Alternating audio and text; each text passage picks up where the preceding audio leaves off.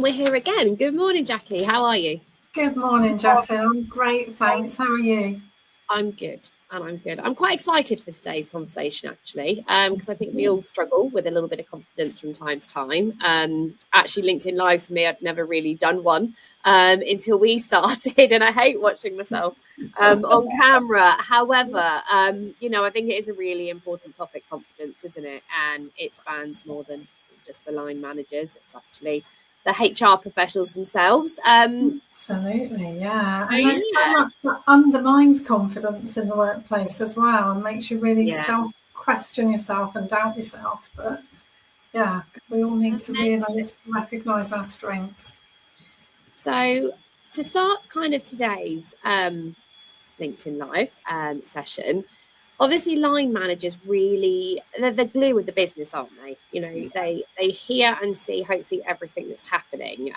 But those individuals, they need guidance. And what I really think it would be great from speaking to other people, it's sort of looking at, how a leadership approach shapes their development and the influence that they can then have, and maybe how confidence can influence that. And if they've got a gap in confidence, how does that impact their line management? What's the effect of that? You've got the ripple effect that kind of flows down. Maybe if we've got any coaching techniques we can look at for people, so not just about how to maybe be authoritative, but actually build trust. So that's there in the first place. And how can we help our managers? How can we help them unlock their potential sort of without overwhelming them? So I guess really my first question to you is, why is confidence such a common gap for people? They could be exceptionally strong technically in their role, but why is confidence such a common gap? Well, I think one of the main reasons why it is you've kind of hit on it already, is that they are good technicians. So we're good in our technical aspects of our role, and then we're promoted. That's a reward. We're promoted and we're given line management responsibility.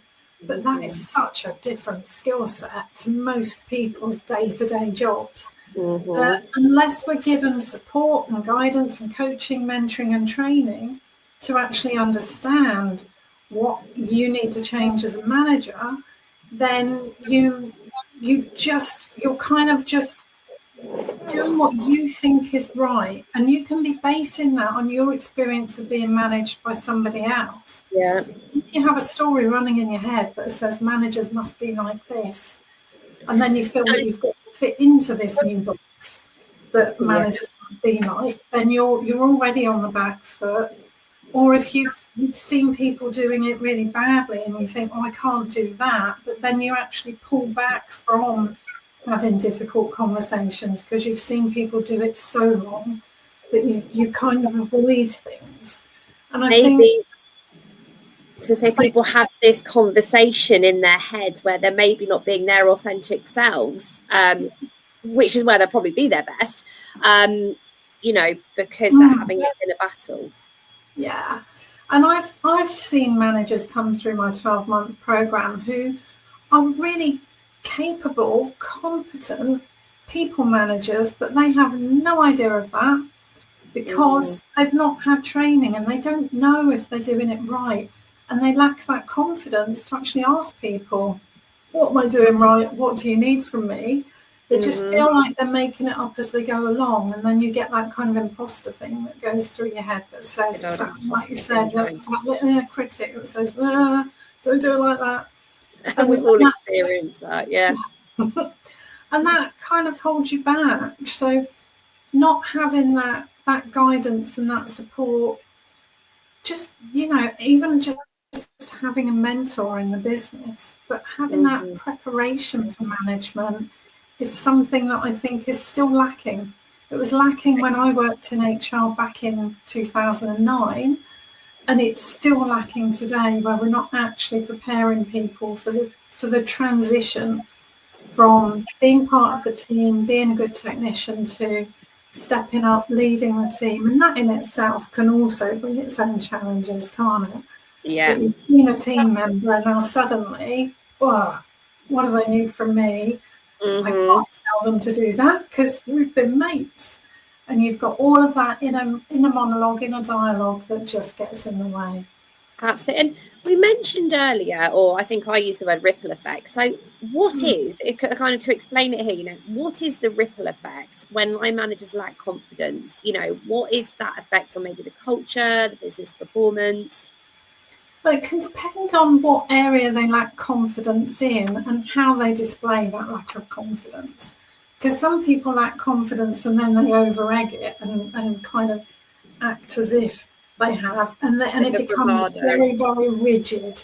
They're very rigid. They don't like to be challenged. They don't encourage people to ask a question and to contribute, and they just feel that they have to be the one, and we're on it and we're doing it. And that completely kills creativity within the team, because you're not asking for contribution. You're not open to challenge and to being asked about, could we try it a different way? And if you're not open in that way, then that just damps down people's enthusiasm.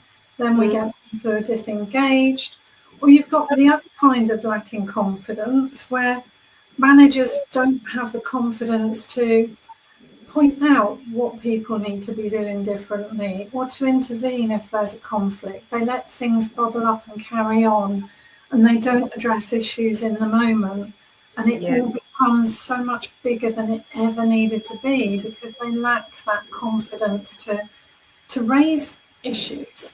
And that can have a detrimental impact on team members, in that they feel that they're not being heard and understood. They might have someone they can go to and complain to, but nothing changes, nothing's done about it. So they feel that they're being overlooked, and while they say they care, they're doing nothing. Therefore, what's the point? And all of that just has that impact on people's motivation. It can impact productivity. It can impact people's sickness absence. If you've got a lot of conflict going on, then people become unwell as a result of that. Or if you've got that massive rigidity, people become unwell with that as well, because it's, how do I be me? And it's a really hard job, I think, to be a manager. I think it's one of the toughest jobs out there, actually. Everything you do that's right is almost expected. Everything that you do that's wrong is, or could be perceived as wrong, it is really identifiable and spoken about. So you have to have confidence, don't you? You need to have that there. So, Jacqui, obviously you've worked as a HR manager and previous to that, kind of through the growth of your career and what you're doing now. And I know you spend a lot of time with managers, maybe who are partway through their journey or embarking on their journey with your 12-month program that you run. Now, when we're looking at confidence gaps, is it something you generally find is driven by technical skills? I think you're going to say no, just from kind of what we've already covered. Is it mindset? Is it a lack of support? Is it a lack of support in the earlier days before their transition, or, when they're into the role, does the support go? Or do you find it's something else altogether different? Confidence is easy to lack at times, but when we're trying to hone in on how we can help managers and how we can help ourselves, what do you generally see are the biggest reasons, maybe two biggest areas there? I think for some people it's that they're not given any kind of support to make that transition into management. So then we're not looking at where are the skills gaps, what do they need to actually feel that they've got the tools that they need to step up into this management role. I think there's a big, we all aspire to management, or people who aspire to management. I remember before I became manager, my manager said to me, so you're telling me you want to be HR manager, but what does that mean? I was like, I've done my CIPD, I've done all of that great stuff. So I had all the theory, but then the reality of that transition was how much time people need and how much time of mine I have to give them to focus on their needs, whilst also recognising I've got my own job to do in the background, but it is part of my job. And there's a real disconnect there and managers who come through the training, when we teach them things, they say, this takes time. Yeah, and it is part of your job. So there's a real disconnect between understanding the management role, what the time it takes, and that need to let go of some of the technical stuff as well. Whereas the technical stuff, this is my comfort zone, this is what I know, and this is what I do really well. And all of this people stuff, that's completely new, that's completely alien, and I can shy away from that because this is where I get my confidence. I feel in control, and this is where I feel I don't know what I'm doing. So therefore, step back.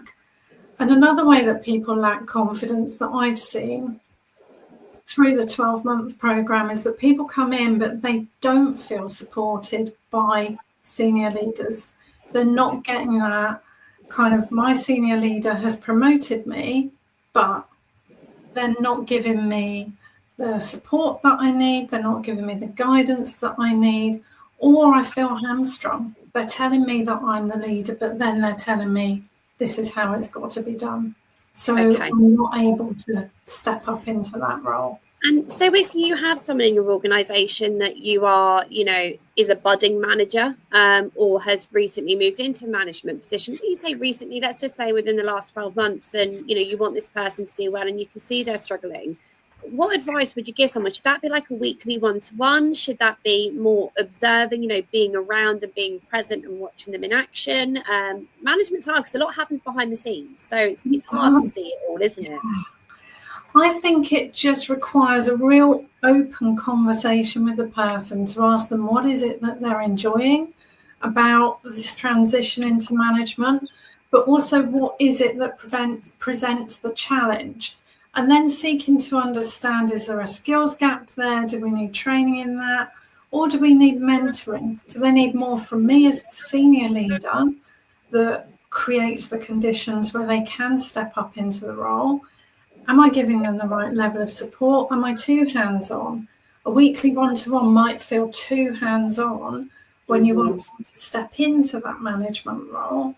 But being able to coach the managers, and that's a key thread of our 12-month program, is that as managers, they need to be able to coach people in their teams, but they also need coaching from their line managers as well.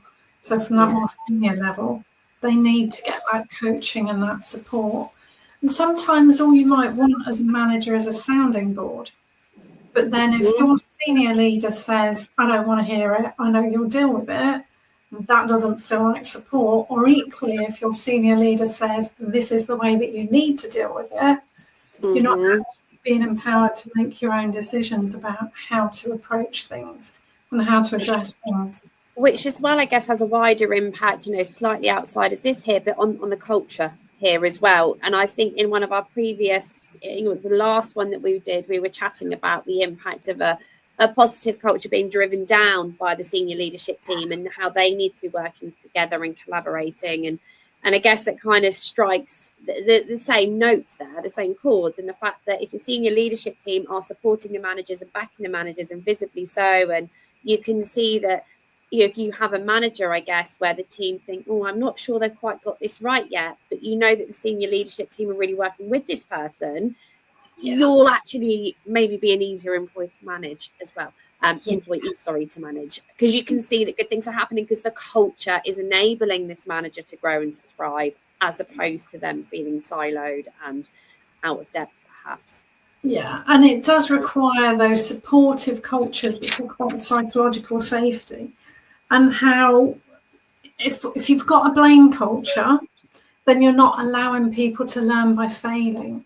And if you have got a blame culture in the organisation where we're looking for who's at fault here, how did we get here, rather than what do we need to do about this and learn from it, then you just encourage managers to pretend they're okay and not tell you about their confidence gaps and what they're concerned about, because then that means I'm not good enough, and that means ... whatever that means in your business culture. So there is something about making sure you don't have a blame culture, and making sure that it's okay for people to challenge. I mentioned challenge and contribution earlier. They're all aspects of psychological safety, but making sure that you're clear in your expectations of the manager. How do you want them in this transition to management? What do you want to see them doing differently, and by when? And when are we going to measure that? And how are we going to support that? What tools are we giving you? Give them the ability to see their own growth and success there, really, aren't we, as well? And we obviously started this session with how it starts with you. So we're talking probably more to HR here than anyone else. So what should HR be doing? What should HR, senior leaders as well, but what should they be doing differently to set managers up for success? And I'll actually ask you this in a slightly different way than you might be expecting. But obviously you mentioned that you went in to be a HR manager. You had all the technical capabilities, but it was that management piece maybe that wasn't quite there for you at that point. So really, what did HR do for you? And now as a HR professional, you know, what's your confidence like inside? Make it a bit real here. So my HR director, she was brilliant. She was really good. So she did, when I said I wanted to become HR manager, she asked me, what does that mean? And what did I think would change about my role? And she was really clear at, this is what will change about your role. And it was very much that recognition that while you're great managing HR projects and supporting managers through the business and doing all that great stuff, you now have a team to do that with and to do that through. And how do you use your team? And so she was very good at coaching me and mentoring me and really giving me that guidance. And we did have weekly one-to-ones, and she was very clear, and she said to me, I need to know what you need from me, but this is what I need from you. So she was really clear in her expectations of me. Yeah. There were certain things that when they came up and they were really super tricky, she said to me, I'll run this one and you can kind of partner me or shadow if it felt right. And then there were projects that came up and she was really collaborative in the way that she said, so which bits of this do you want to own? And when I said I want to own all of it because I've never done that before, she was like, great, I'm really pleased with your enthusiasm. Yes, but we need more regular. We need to catch up regularly because it was a real sensitive project.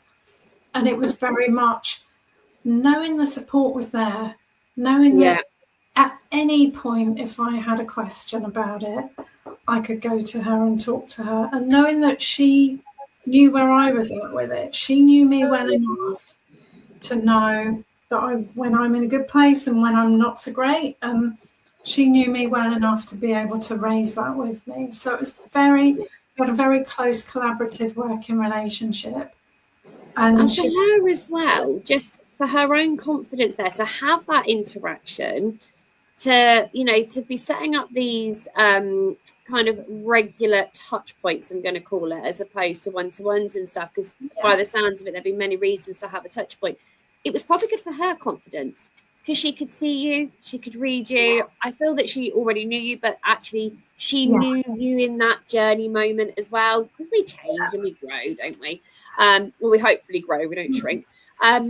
But actually, for her own confidence then, she could see what you needed. She could hear, she had those touch points. And maybe actually, while we're helping other people, we're really helping ourselves by having these touch points, because we know what's going on at eyes and ears. Yeah, and it really was about keeping her informed.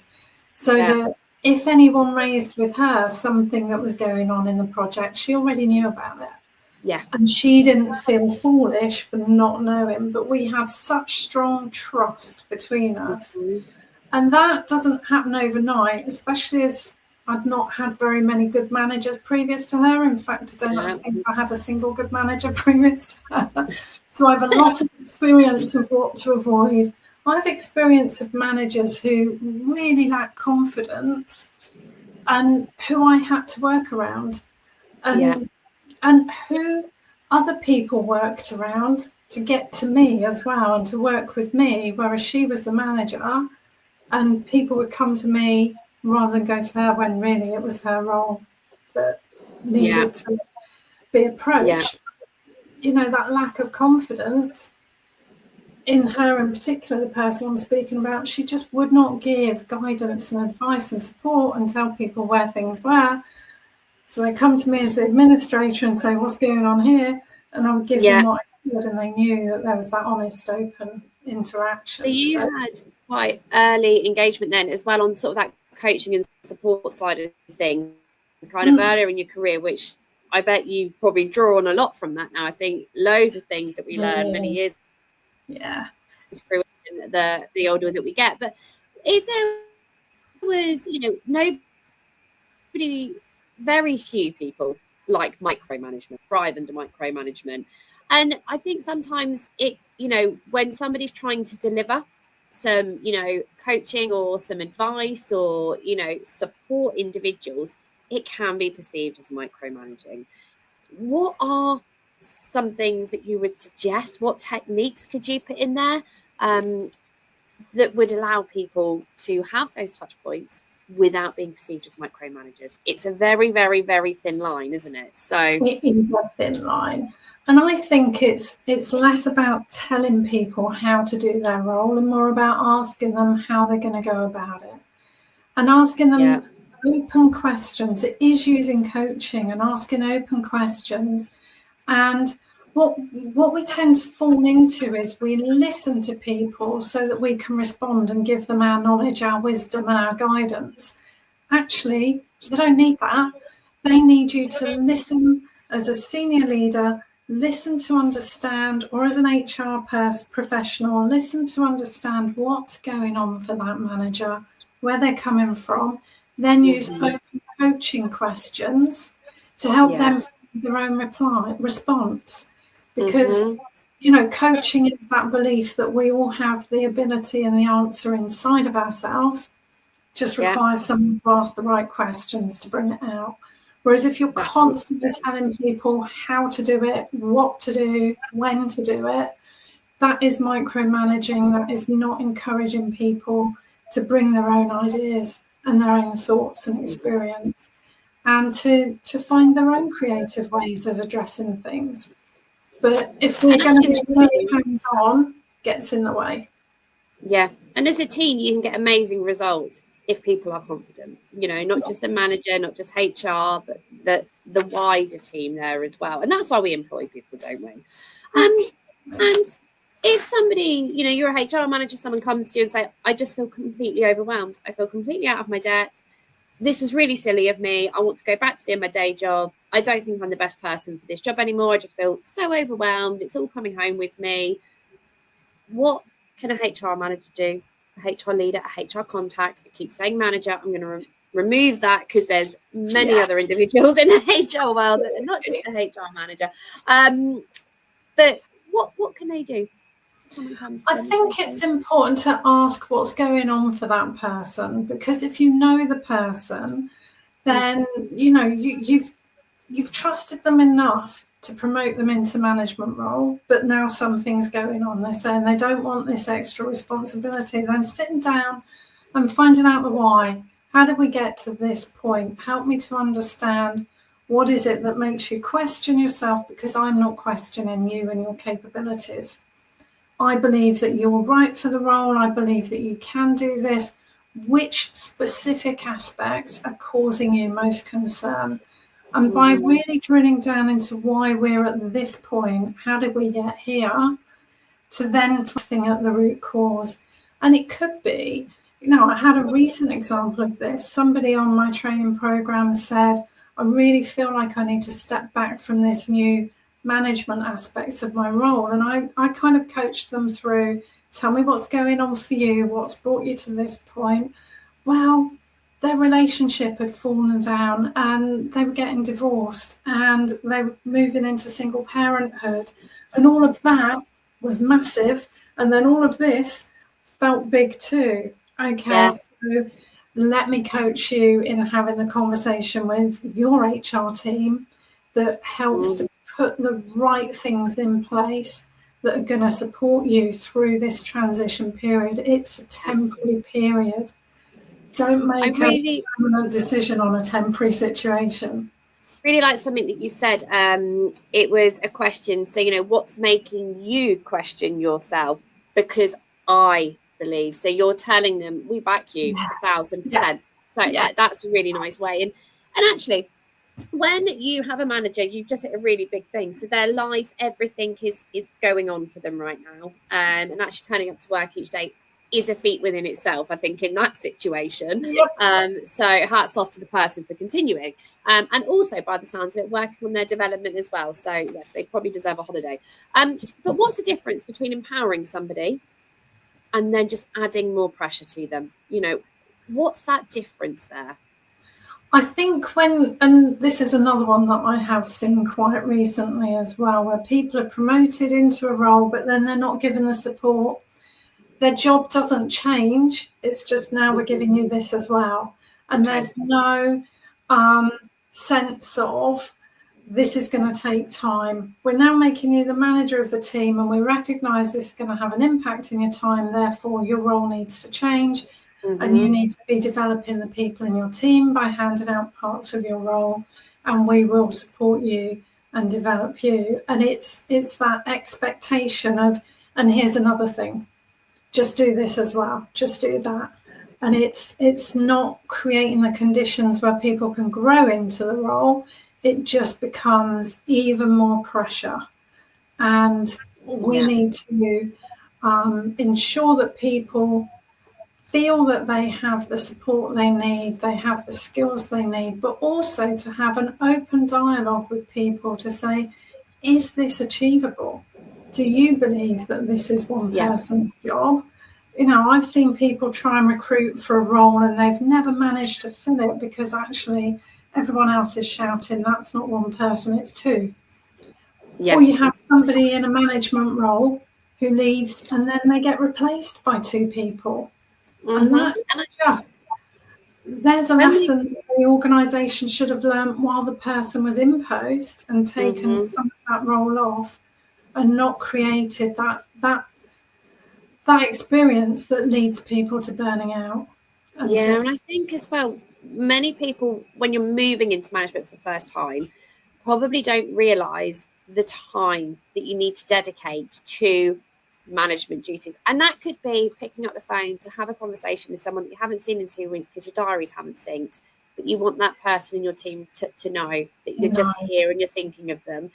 So do you think that you see a lot of examples of people go into management and it hasn't been clearly communicated to them, say, look, to give you a view of your week, actually, this management part of your time will be about 40%. So you need to look at your job and you need to carve out 40%. I mean, is that a thing you see a lot of? People just don't realise before they go into it, so they hold on to maybe more than they should.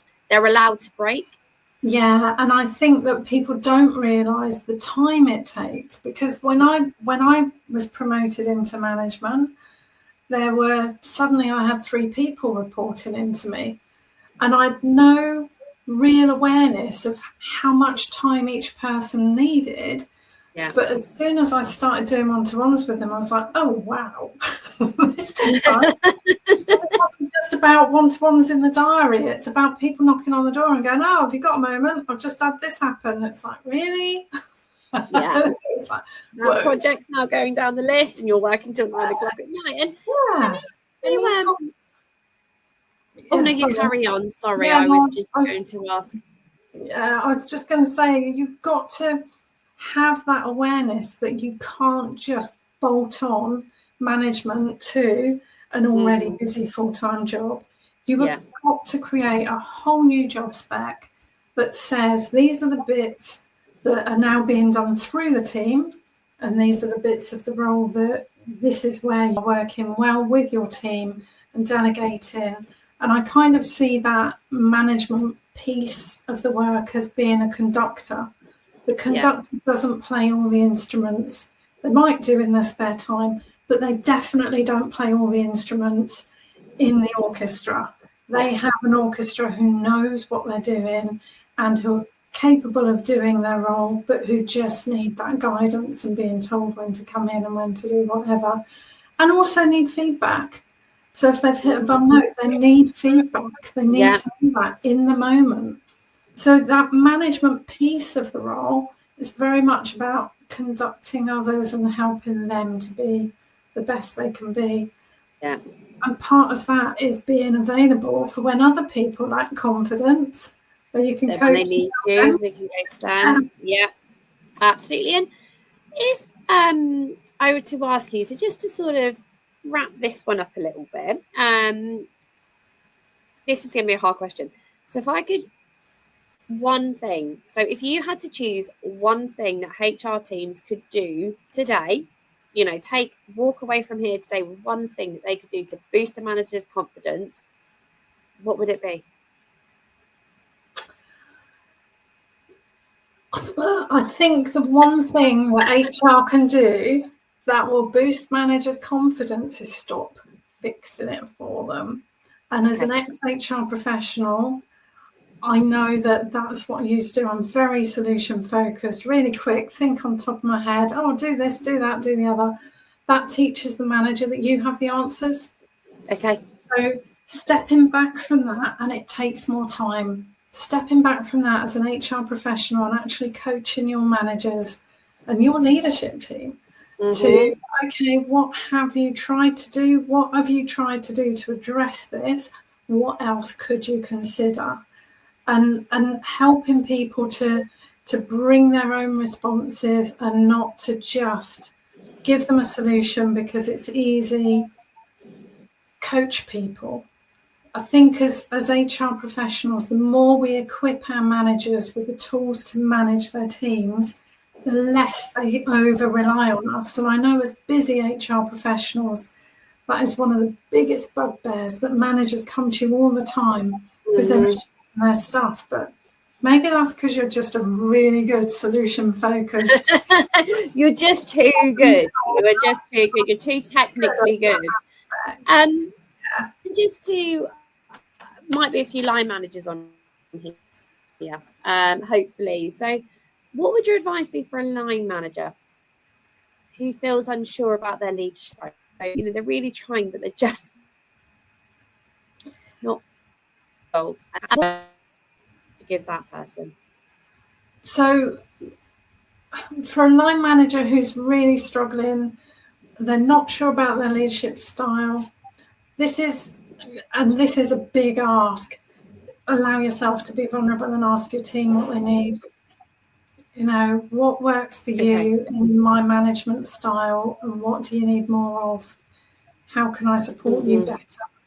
You know, is there anything that, you know, if you could change about my management style, what would that be? You know, having that, and that really, that's the question. I'll go back to my HR director, lovely Hillary. The first day in the role, and I'd been with the company for years, and she came in, first time we had an HRD, and she said to me, first meeting we had, what do you need from me as a manager? I was like, wow, no one's ever asked me that before, but I know what it is. It's everything I haven't done so far. And it was like, my shopping list. But off the back of that, she didn't then say, great, I'm going to roll over and give you all of that. She said, I can give you that if. So then she set the conditions for open two-way conversation, regular communication, touching base that let her know where we are with things, what's going on, letting her know if there's a challenge, so that she could really set the scene for our working relationship. But she allowed me to open up first. And I think if managers lack confidence about their leadership style or the approach that's needed, if you ask the people in your team, what do you need from a manager? And then be clear about what you are capable of giving and what you're not capable of giving. Being able to have those confident conversations, but also as a new manager, ask your own leader what it is that they see in you as a strength. Because so often we don't see our strengths because it's just what we do. Yeah. No, makes total sense. Total sense. You've been brilliant. I've really enjoyed this. It's been great, and I hope, and obviously to everyone, this is available on YouTube. It's, you know, you can watch this back, you can play this back. So if there's anyone that you feel would benefit from this, do please share this with them. Reach out to me, reach out to Jacqui as well. You know, we're always here for a conversation. But yes, thank you, Jacqui. Obviously, we have got one more session haven't we? That we're recording, and it's completely left my mind the focus of the dignified exits. Yes, thank you. I was discussing it with somebody only yesterday, so obviously there's been a lot happen between now and then. But this has been wonderful, really valuable. Thank you so much for joining us again today. Thank you. It's been great. Thanks for inviting me.